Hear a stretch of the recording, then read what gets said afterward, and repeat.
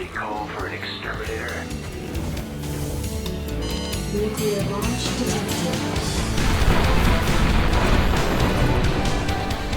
Nuclear launch detected. Nuclear launch detected. Nuclear launch detected. Nuclear launch detected. Nuclear launch detected. Nuclear launch.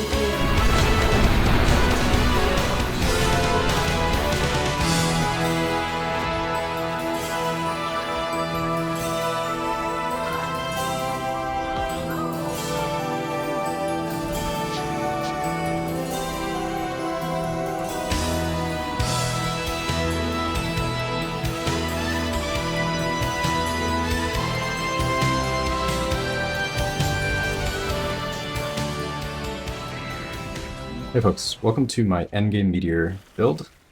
I spent way too much time making that intro work, so if you liked it, or if you're just happy to see a Meteor build in general, please consider leaving a like on the video so I know what to continue making. Anyway, jumping into it, the idea of this build is to stack as much damage as possible onto the Meteor. You can see in the clip here, we're running at about 350 corruption. It's this low because this is a new character. I rolled it just to try out this build. And most of the gear that I'm using is the same gear that you use for the Frostclaw RUNEMASTER build. So the idea pretty much is that you're stacking int, and then with the Vilatria set, you get +1 flat damage per intelligence. And with over 140 int, we have over 140 flat damage, and the Meteor itself has 900% damage effectiveness. And then Meteor itself will cast 6 meteors, so if they all hit, you're getting a very significant amount of damage. So you can see while I'm running around, the clear is actually quite good. I pretty much only need to click once on any pack of monsters or an elite, and it will die. And cycling between the teleport for 1 free meteor and Meteor's mana regen itself, I am able to cast a meteor around once every second, or maybe a little bit more, and then if I ever dip low in mana, I have a melee mana strike to recover something like 150 to 180 mana, something like that. So this is very useful for single target on bosses, but while mapping, you don't really need it if your cooldown is high, which mine is. You can see the clear is very smooth. I think that's the strong point of the build. It's a very good experience running through maps. You don't need to stop to cast much. The single target is a little bit weaker than some top tier builds, so keep that in mind. The JULRA is actually not too bad, so I'll jump into some of the gear that I have and some of the build choices that I went with. Here we are at the training dummy, so just to get an idea of what the damage numbers look like, we're getting anywhere between about 350 to 600,000 on our hits, and we have 6 meteors, so in an ideal scenario you're probably going to be doing about 3 million per meteor, assuming you have good overlap.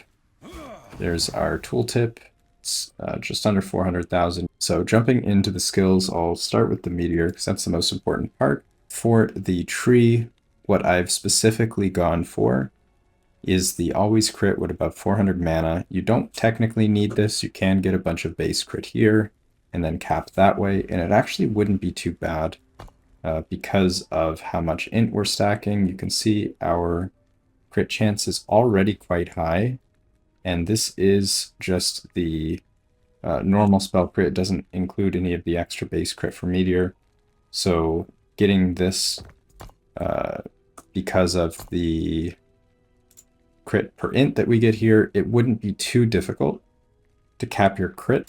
And then you don't need to worry about being above 400 mana. You can just dump your mana completely and you'd get all the crits.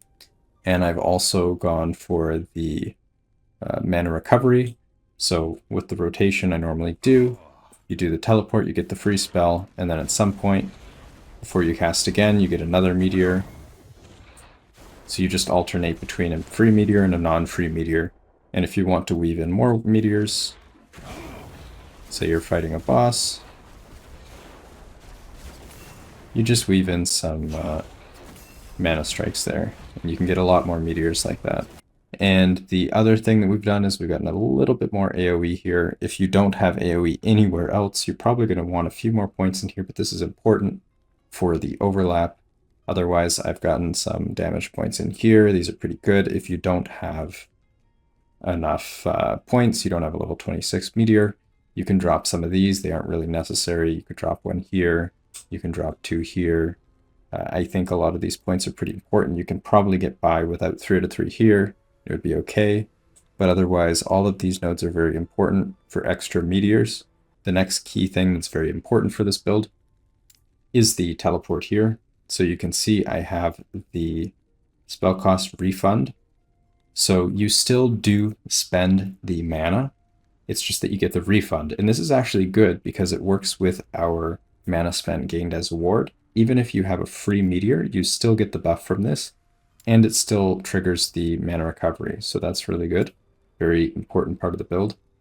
And then it's also very important that you get all of the cooldown recovery you possibly can on teleport, so you get the free meteor as much as possible. And here we have more cooldown here, so these are very important. And with some of the extra points, you can kind of do what you want. You can get armor here. Personally, because I'm stacking int, I wanted to get a little bit extra ward recovery here, ward per int. So you can see I get a little bit here, like 200 or so every 4 seconds. For the next thing, we have another mana generator here with our mana strike. I didn't want to go for the well out of mana because ideally you're not going to be fully out of mana. Instead, I've gone for a bit of extra mana on crit. And here we have a bunch of base crit. We don't care about crit multi, so this means you're pretty much always critting. So we get all of this extra mana. You get the mana gained here, extra mana. You get the huge double mana here. And then we get the mana gain on rare or boss hit. And this is generally the only time you really need to be using this as a mana generator. So I found this node was pretty useful. And then you get a little bit of extra mana here. So overall, we have a very big mana gain every 2 seconds. So if you're using this correctly and weaving everything together, you get quite a bit of mana. So if you just hold all that stuff down, and then you just cast Meteor whenever you see your mana being above 400,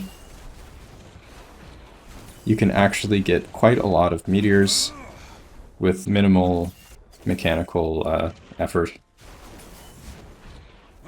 So this is the easiest way to do it.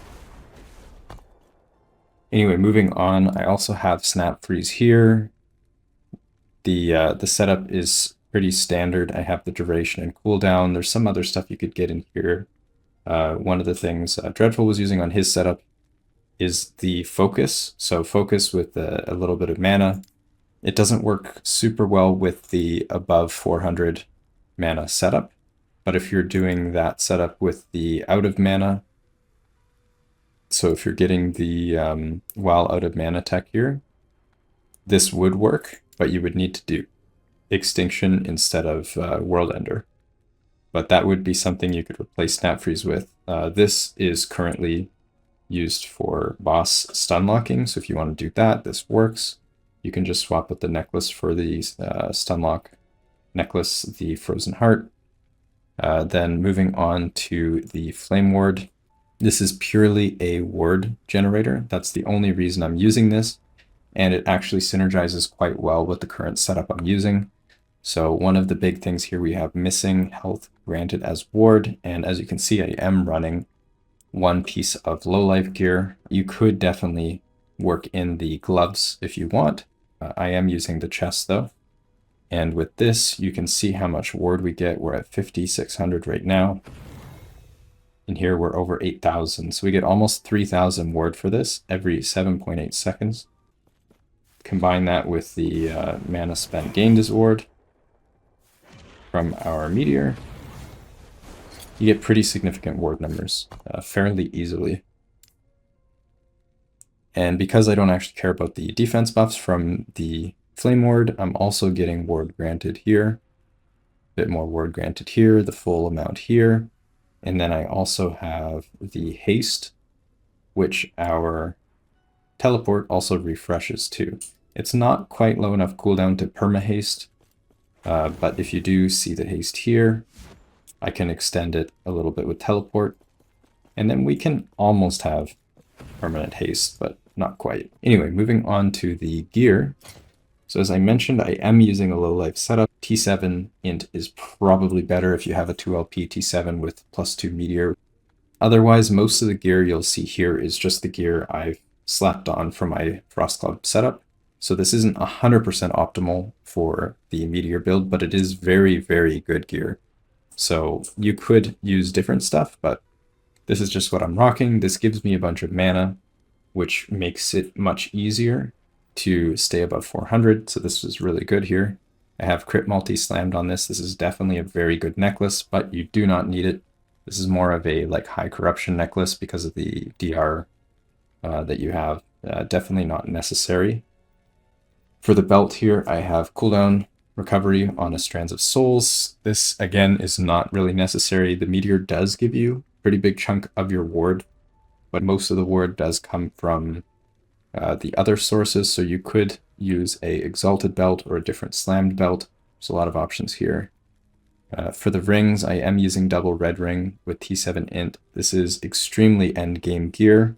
If you don't have that, there are definitely other alternatives. Just as an example, the Pharaoh's ring gives you 18 int, a bunch of armor, some resistance. This is actually a really good substitute that's pretty easy to get. So yeah, definitely give that a try. There's also the JULRA's Star Dial. This will give you a bunch of burst damage initially.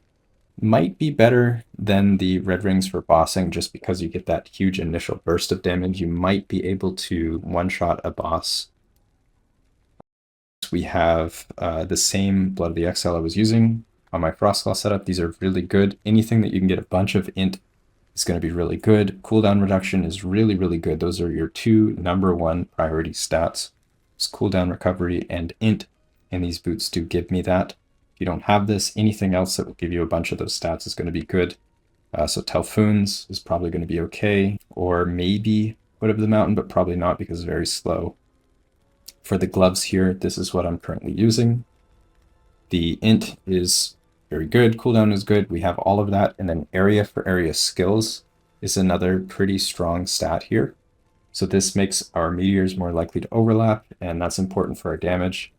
So this, I think, is probably close to best in slot. You could definitely do better. I also have a low life sealed here is tier 2, so if I don't want to run Exsanguinous, I can still get myself to low life, which I'm using to proc Reactive Ward, which I'll talk about in a second. But anyway, these gloves are very good. This is kind of what you want. A little bit more int would be nice. If I had T7 int, probably be good. Otherwise, you're going to want some way to deal with your crit strikes taken. So I'm going for reduced bonus damage taken from crits. I only have 41 total. I don't have any on my chest, belt, boots, or anything like that. So it still ends up being okay. You don't actually need defense that much when you have this much ward.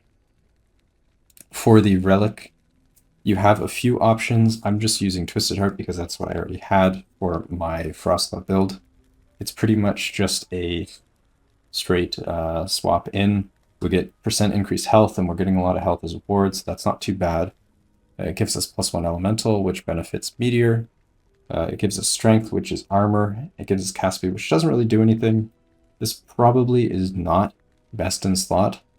I think another thing that would probably be good would be a Storm Carved. So if you happen to have one of these sitting around, this is another good one. So here you get a bunch of resist, which it is hard to cap resist for this build. You get some Spell Lightning, Lightning Pen, mana, Attunement, which is also mana. There's a lot of really good stuff here. So this would be another option. Any relic that you have that has intelligence, mana, plus levels, anything like that, these are all good stats. Moving on to relics, I do think that you have a bunch of different options here for what you could use. The main thing is that you want a bunch of mana. If you're not running the guaranteed crit setup, you want your crit chance on idols as well. So right now I have ward per second. I think this is pretty good to just get some baseline amount of ward. It's definitely not necessary. So if you are able to generate ward enough ward through other means, or if you have your defenses covered a little bit better than I do, then you probably don't need these. I thought they were nice to have. And the AoE for Ellie area skills, this is actually a very, very good stat to have on your idols. And it definitely helps with the overlap. You need fewer points in it in the Meteor tree. So this is very important. Then I also have a couple health idols just to make my health to ward synergy a little bit better. Definitely not necessary. You have some freedom with your idols if you want. And then I have a bit of resist here. Feel free to swap in more resist in your idol slots. It's probably going to be the easiest place for you to get it, as your gear is pretty restricted, especially with the set. Moving over to blessings really quickly. I am playing COF, so I took the experience blessing. I'm using the crit multi blessing because normally we don't get that much to begin with. Here I have mana from Lagon. This probably isn't optimal. I think Lightning Shred would be better. I have all res here. This is one option. The other option would be the crit avoid. If you're able to get your resists up otherwise, crit avoid's probably fine too, but you need to have 100%. Otherwise, it's basically useless, unlike the crit damage reduction where every bit you get is helpful. Then here I have the flat armor, percent armor. These are just generally a good combo to have, but you could replace these with resists or whatever else helps you with your build. As you can see right now, my resists are okay-ish, but most of that is because of the red rings. So if you're not using that, you're going to have to get resist elsewhere. So either exalts, necklace and rings and belt and all that stuff, you could fill out your resist, or swapping blessings. Moving over to passives, I'll start with the mage tree. So this is the reactive ward tech. So the main reason why I'm using Exsanguinous is to get my health to a low point. So not only do I benefit from the Exsanguinous itself, but I also benefit from the proccing of reactive wards. You can see when I take damage to my health, which I am doing through the Twisted Heart itself. So you can see the conversion of health to ward. This counts as the taking damage for reactive ward. So if I cast Meteor here, you can see it procs and I gain like 2000 ward or something like that, some big number. And I'll do it again. Here we are with the Flame Ward. A huge amount of my ward actually comes from those two sources. So yeah, it is quite a lot. Reactive ward is very strong. It is quite a few points of investment, but definitely worth it. And I find this setup has a pretty minimal cost to get into. You just need one thing to be draining your life, either the gloves or the chest. And you can see here, I don't actually need the chest to stay low life. I can still do it with just one affix on the gloves. And then you get reactive ward. We don't cast enough to make full use of the Twisted Heart tech, so I just went full into the reactive ward plus health conversion. Yeah, it's quite a bit of ward from that. It's very good. Otherwise, we grab the int here because int's good. We grab cooldown here for teleport. Cast speed is not that important. We grab some crit chance, crit multi. You probably want to grab more crit chance if you are using the non 400 mana guaranteed crit setup. Otherwise, this is fine.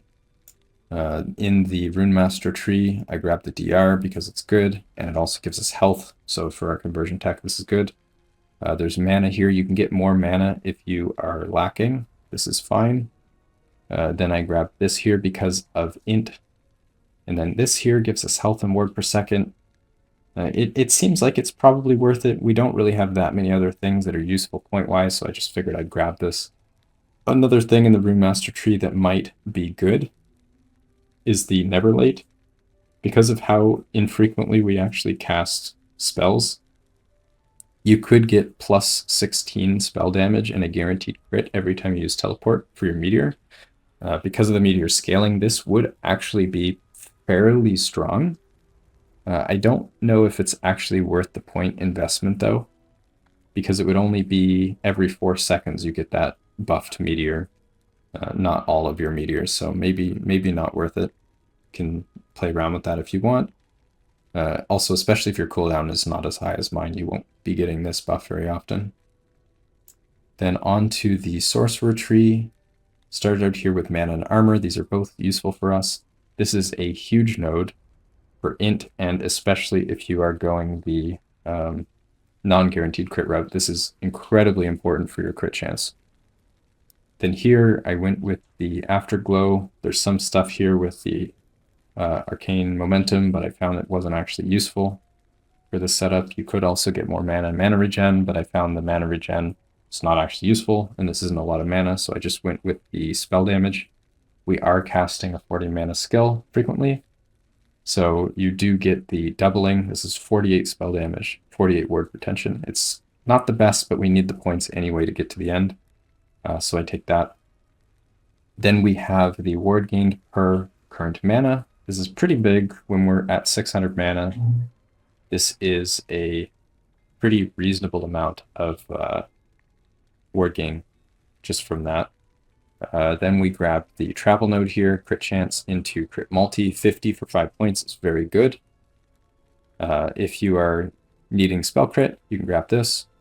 Then we grab the plus 10 int, this is pretty strong. We grab flat damage because it's huge, we scale it pretty hard. Then I grab cooldown recovery, 20% for 5 points is extremely strong. We take this. And then, of course, we take the plus 5, which gets tripled. Plus 15 for 5 points is a very strong node as well. Yeah, so that's pretty much the basis of the build. Definitely give it a try if you're interested in playing Meteor. This is a fairly good way to do it. The damage is quite high, even though this is endgame. If your gear wasn't this level, you would still be doing enough damage to basically one-shot everything aside from bosses up until at least a few hundred corruption. After that, I think Meteor is probably going to start to fall off, but it does feel really good, especially the clear. So yeah, thanks for watching. That's pretty much all I have for today, and cheers.